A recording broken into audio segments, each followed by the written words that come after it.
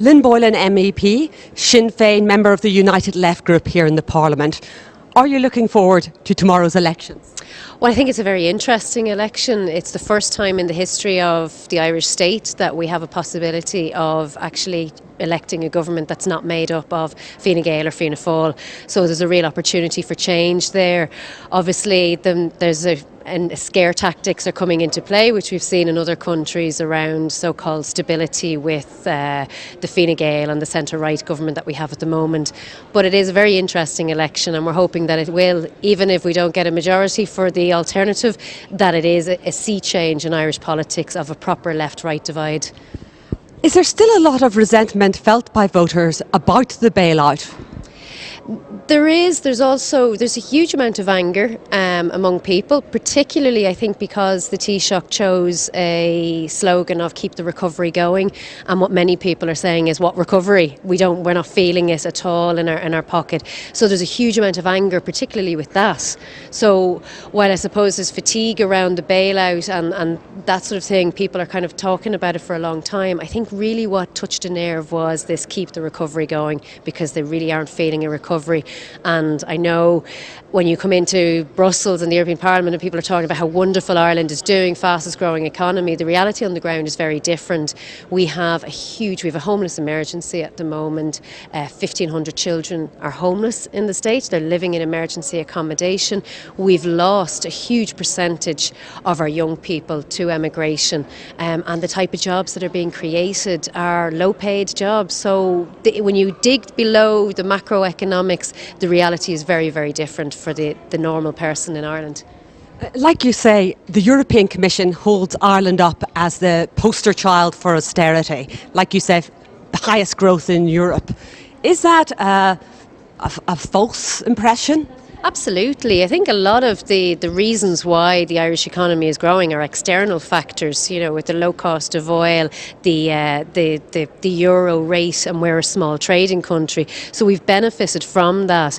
But as I said, austerity for the vast majority of people in Ireland is not working, and we are going to have a legacy issue in terms of the social consequences of the austerity policy. As I said, when you have families, working families, these aren't the people I suppose we normally associate with being homeless, people who either are vulnerable or have addiction problems. These are working families, people who are living in hotel rooms and going out to work every day.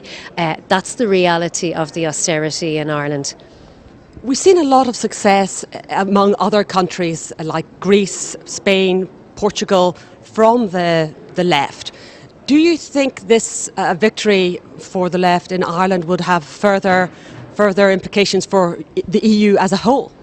I think what we're seeing in Europe is because of the agenda that's been, I suppose, driven for so long, this neoliberal agenda is seeing a polarising of populations, and in countries where there is a strong progressive left alternative, you see people gravitating towards that. Unfortunately, where maybe the left is not as strong, we're also seeing people gravitating to the extreme right, and the problem is a scarcity of resources. So when people are competing for houses, competing for jobs, competing for all of those resources, they're starting, if there's parties out there that are capitalising on that and trying to whip up a storm around migration and around refugees, and that's appealing to some people. But I really do believe where there's progressive left alternatives, the vast majority of people who are upset and annoyed with that neoliberal agenda are actually going to the left.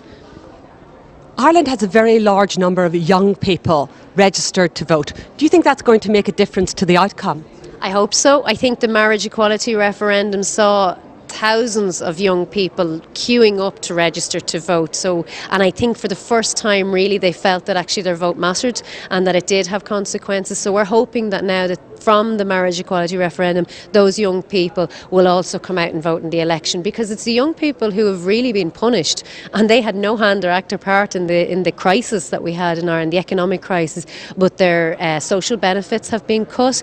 Their forced migration, we've had 61,000 less young people living in Ireland since this government took over. So they're leaving in their droves. Our young, talented people, we're educating them for export. So it's really critical that they come out and vote, because they are the ones who are most suffering from the austerity.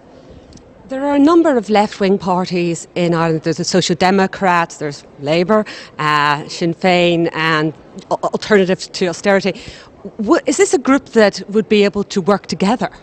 I think the current Labour Party have long given up the pretense of being a left wing. I think they're the only Social Democrat party, the Irish Labour Party. They call themselves Social Democrats, but they're actually encouraging people to transfer their number twos to Fine Gael, a centre-right party. And I think that's how now we have another Social Democrat party set up.